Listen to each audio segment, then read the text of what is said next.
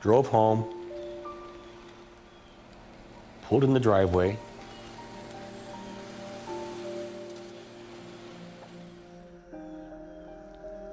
and Pam came to the front door and said, "Ed, come into the kitchen." And I walked in, and there was a Marine captain and a warrant officer. I knew immediately what had happened. He said, "Mr. Bledsoe, I'm sorry to inform you that your son was killed today in Iraq." Head up, Ace. Head up. Head up. Head up.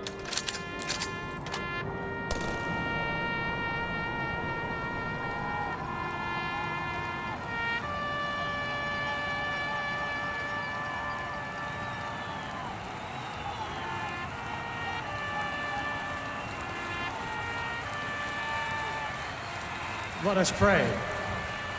Eternal God, as our nation continues to struggle near and far to defeat those who would destroy our way of life, Army and Navy meet once again on a field of friendly strife. It is December 1st, 2001. Two ordinary football teams are meeting on a field in Philadelphia's Veterans Stadium to play 60 minutes of football. But this is no ordinary game. This is the Army-Navy game, one of the most storied rivalries in all of sports. 71, 72, go Army, beat Navy. You guys are being bred for one thing right now, and that's combat. Yeah, you got different gear on right now. And yes, you are a football player, but more importantly, you guys are warriors. Out there, right now, today, that's your damn battlefield. Let's go, baby. You know what to do. It's time to fight. Who's gonna fight?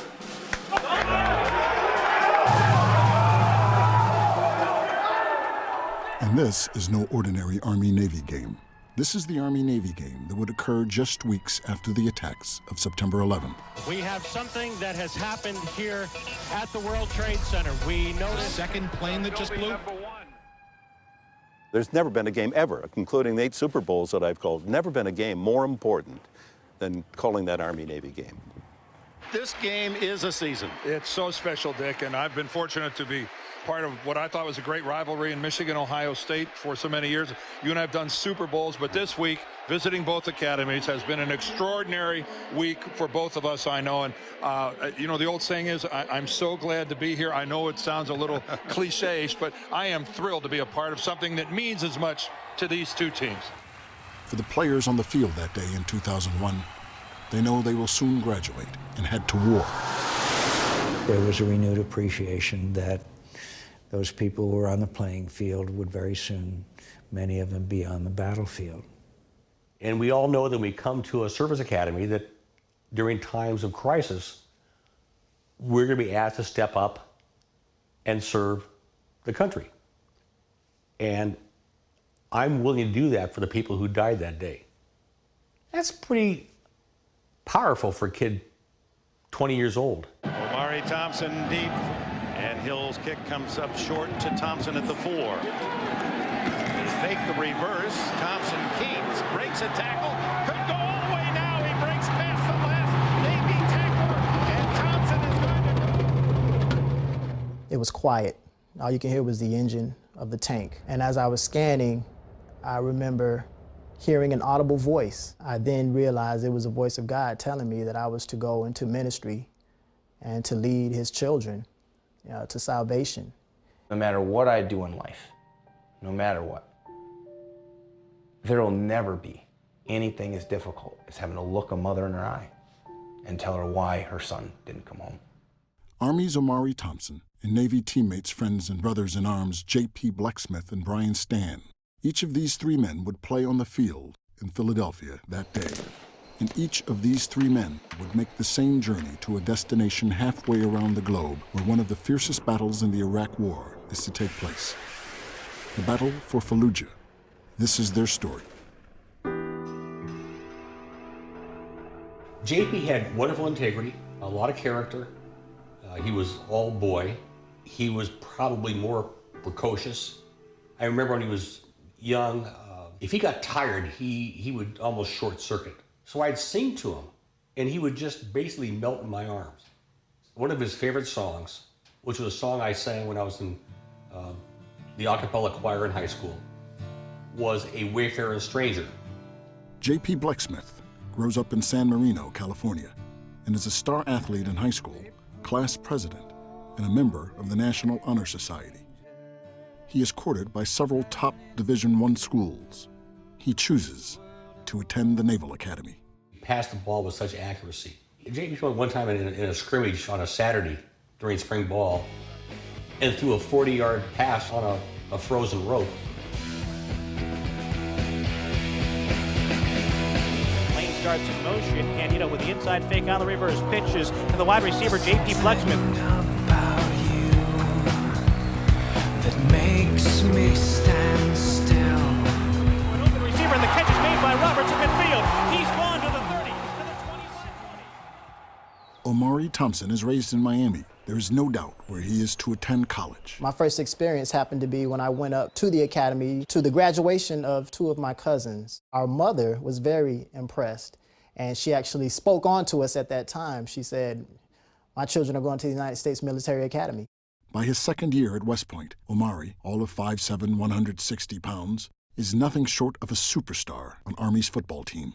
I was the fastest one on the team. I had great hands and just an elusive ability. When Omari Thompson kept the ball and went up the right sideline, nobody was able to put anything close to more than a hand on his shoulder pad as he went on by. Brian Stan hails from a military family and is born at Yokota Air Base in Japan. He grows up in Scranton, Pennsylvania. He, too, is destined to attend the academy.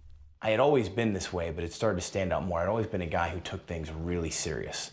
I wanted to achieve, I had high standards, and, it's not easy to get along with people that are that high-strung all the time, I guess. So immediately I began to look at the military academies and think that this was the place for me. This would be a place where I would find people that were more like me, and find athletes that were committed to winning like I was, since I knew I was going to be playing football in college. The college experience at the United States Military Academy at West Point, New York, and the United States Naval Academy at Annapolis, Maryland, is a little different. When you go to the Naval Academy in West Point, as soon as you step on the grounds, this is a totally different experience.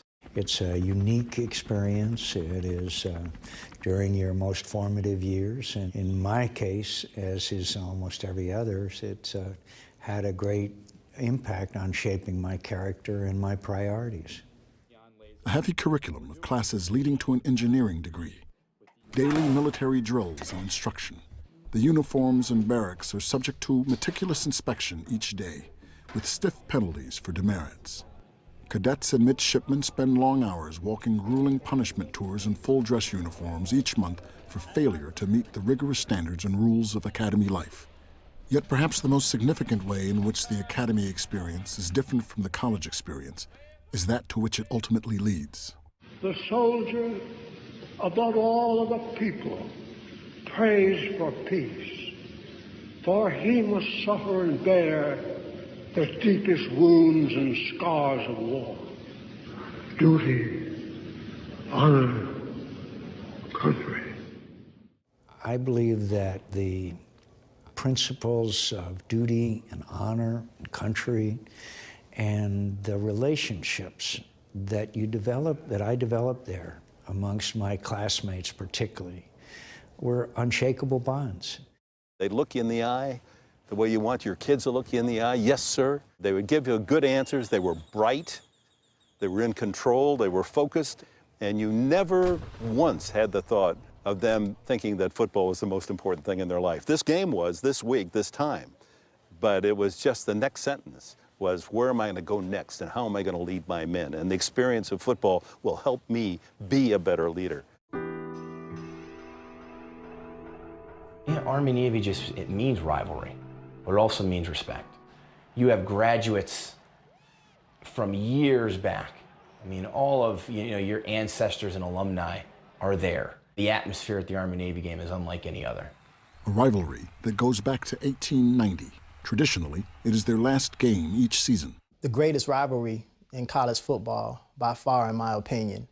No, it's purity. It's a pure game. These are played by athletes that have no plans of going on and making a professional life out of playing football or athletics. Their life is going to be as officers in the military. The guy you're looking across from, you may see him on the battlefield. You may see him deployed in theater, defending his country. He's going to have to leave his family just like you are. And that makes that game so much different, especially after 9/11. The nation is on full terrorist alert, and now it looks as though the tower has just collapsed. On WCBS 880, right here, right now. Oh my God, this is horrible. It looks like the North Tower of the World Trade Center has just completely collapsed. Where the building once stood, there is nothing but smoke. There is smoke billowing and covering all the surroundings. The events of September 11th, 2001 are traumatic for any student on any campus in the United States. At the academies, that day has even greater significance. The nation is now at war. Oh yeah, we knew. At that point in time, once September 11th happened, everybody at the academy knew that at some point in time they were going to be deployed in support of a combat operation. Our lives as Americans had been changed forever, and I knew that JP's life would never be the same. I didn't know to what degree it would change his life. We were going to have to do something with it. It wasn't just going to be a United States Military Academy degree that we could just cherish and have others say ooh and ah with looking at on our wall. We knew that we were going to have to put all this that we learned to use. Militarily, deployments begin in Afghanistan, and Army prepares to face Navy on the football field. From Philadelphia, with pride, the 102nd renewal, Army and Navy on a beautiful Saturday afternoon with temperature in the 60s and all the pregame pomp and circumstance. And the Commander-in-Chief, President George W. Bush, in attendance, and moments ago, he visited the Army locker room. He was excited for the game, but he was more excited about the leaders that we were called to be, to go out and to lead this country. It sent chills down my spine. He spoke about the Navy team, that there are rivals on that field, but shortly after that, we would be brothers in arms from that point forward. It was different than most any other game because America had just been attacked, and we had believed that we were not vulnerable to such an attack. And there was a mixture of sorrow for the innocent American lives that were lost, but there was also, President Bush, when he stood at Ground Zero and said, "The whole world can hear you," I think that kind of attitude permeated the stadium that day. The fact that it was such a short period of time since 9/11 intensified it all. And it all begins when they march into the stadium. And that's just chilling. Omari Thompson has extended the Army lead. I just remember thinking this might be my last opportunity to return a kick. I remember it being a fake reverse. I got the ball on the 4-yard line and I held it out, and I remember being hit, but I didn't go down. But as I was running, I felt a hand trying to crawl up my back, and I said, I gotta go faster. Watch me go!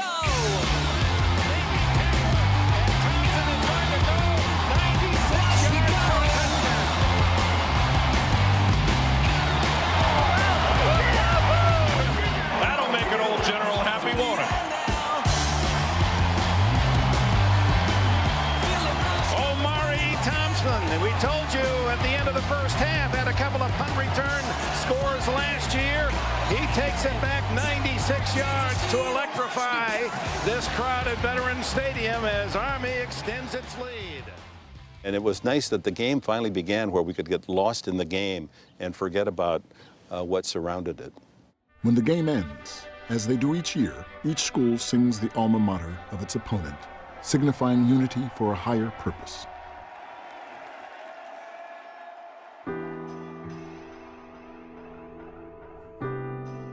Class dismissed!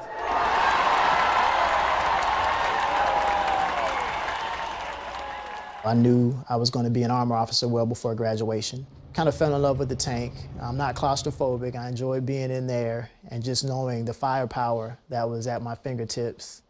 It was a bit overwhelming and a bit too much for me to pass up personally.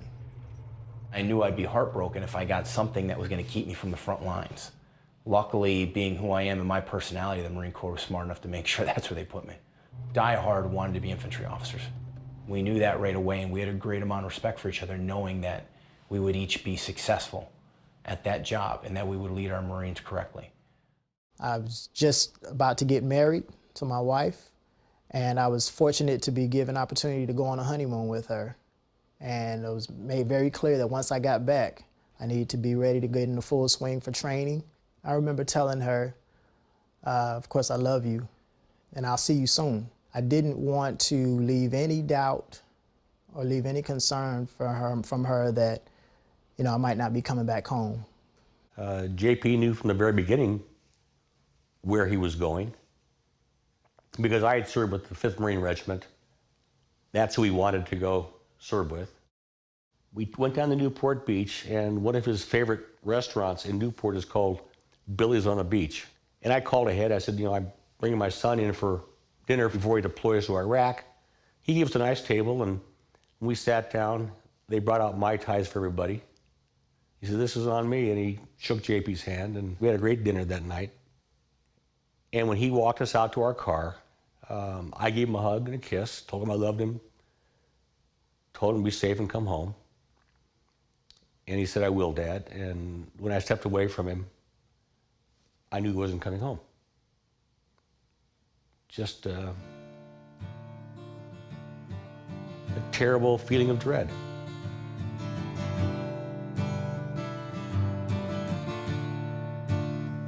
I'm a poor wayfaring stranger, traveling through this world of woe. There is no sickness,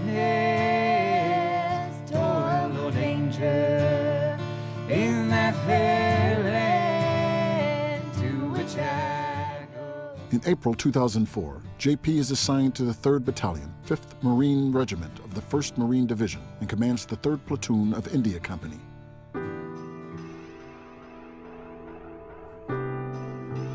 In March 2004, the war in Iraq is entering its 2nd year. While some parts of Iraq stabilize relatively quickly, one sector that puts up fierce resistance is Fallujah.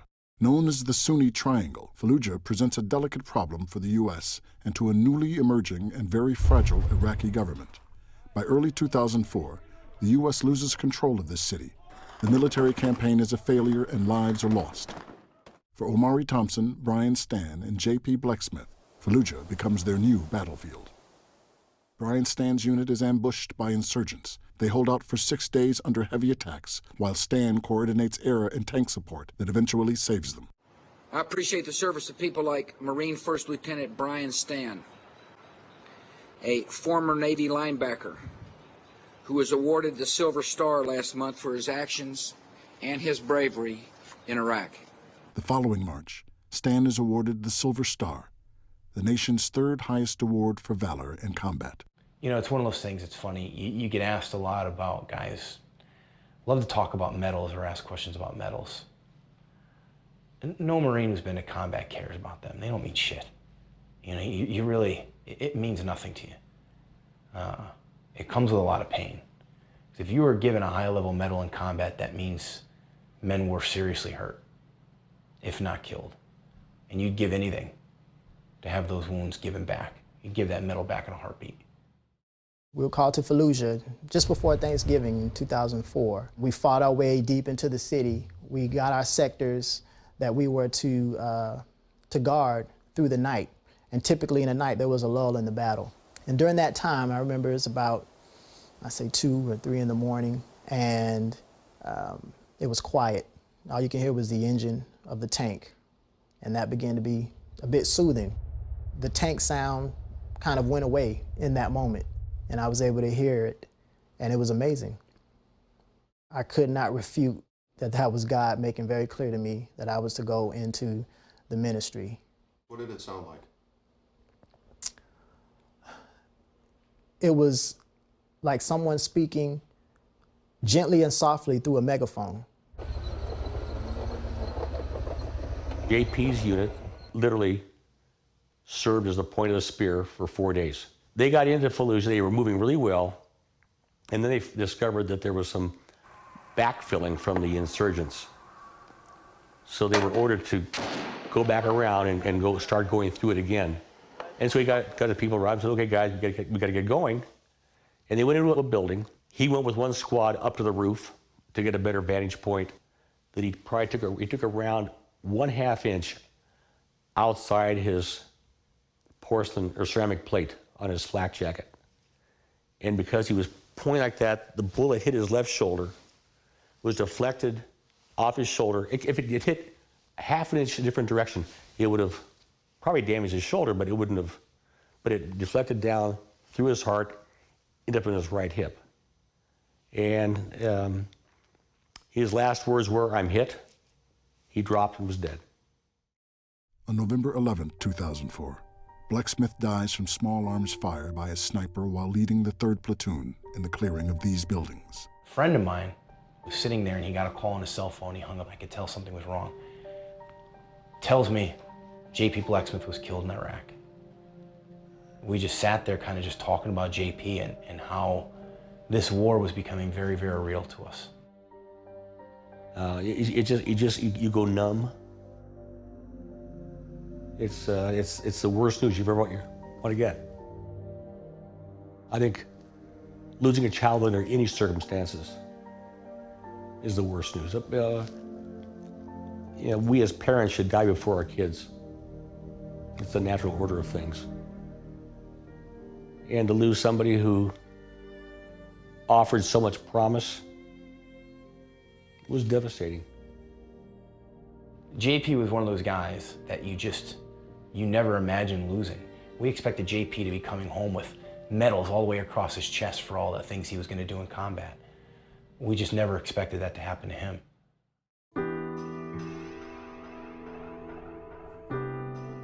When I realized this is why God had me to be here, to speak about him, to be the light in what would be a dark situation. I got to speak to soldiers and counsel them and hear them talk about the cold sweats that they wake up in every night as a result of the lives they've taken. How they would never be able to, you look at a young girl again because of the stray bullet that went from their weapon and killed a small girl in Iraq. You know, they're haunted by these tough situations that they had no control over. It was then that I began to see more how I was called into the ministry and I was ministering, not just leading soldiers into battle, but also ministering to their souls. In the fall of 2007, Omari Thompson enters Duke Divinity School. After he completes his 2-year course study, he accepts a master's degree in theology and becomes an Army chaplain at Fort Drum, New York. On November 20th, 2004, James Patrick Blecksmith is buried with full military honors at San Gabriel Cemetery in California. They flew the flag at half staff in the community. I don't think people understand what that kind of a loss is until it happens to somebody close by. Waking up and having the realization that you'll never see him again, that he's gone, was very difficult. On April 20th, 2005, JP is posthumously awarded the Purple Heart and Bronze Star for his courage and bravery. His family accepts the awards on his behalf. 5-minute review before you go into an interview that's going to remind you, because I mean, a lot of the stuff we talk about, if we give them the star format, let them know it's okay to think through it.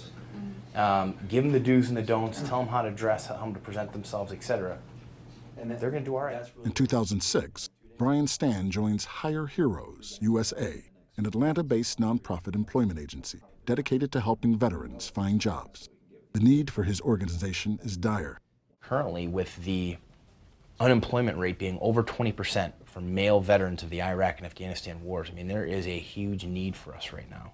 At the end of each week, when we start getting a lot of hires coming through, there's a lot of high fives.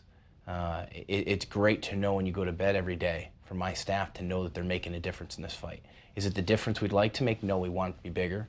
but we grow a little bit each year. We get more donors that come in, we get more employers that want to be part of the program, we get more veterans that want to be part of the program, and each year we gain more and more significance. And really in 2010, we became the premier employment assistance organization for veterans in the country. Stan is also currently a rising star in the UFC Ultimate Fighting Championship, a professional mixed martial arts competition.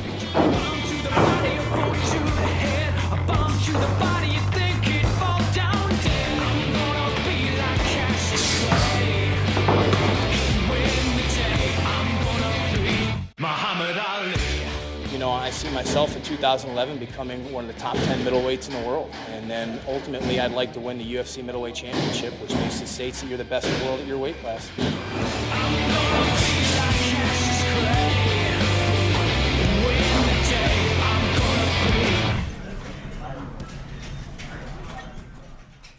After his 2 deployments in Iraq and the experience of losing 4 men under his watch, Brian Stan is living his life under a solemn pledge. I promised myself when I came back from my second deployment that rather than be miserable and mourn my Marines and my friends for the rest of my life and think negatively about it, that I wanted to succeed in life. And every time I have a successor, every time something positive happens in my life, think about them. Because that's what I owe them. As a chaplain, our job is to nurture the living, care for the wounded, and honor the dead. My battalion commander made very clear to me in his initial counseling, you know, this is your first chaplain assignment. He's like, you know you're getting thrown to the wolves. And I was like, yes, sir, I'm ready for it. Hey, how you doing? Come on, sir. All right. Well, all right, come on, have a seat. God placed on my heart to talk to all of the soldiers in my unit and ask them about their faith, ask them about their salvation, what would happen to them if their time came while we were in Iraq. Of all of the soldiers I spoke with, there were 8 soldiers that gave their life to Christ as a result of me talking to them and received salvation. Captain Omari Thompson is currently deployed in Afghanistan, fulfilling the calling he received on the Fallujah battlefield.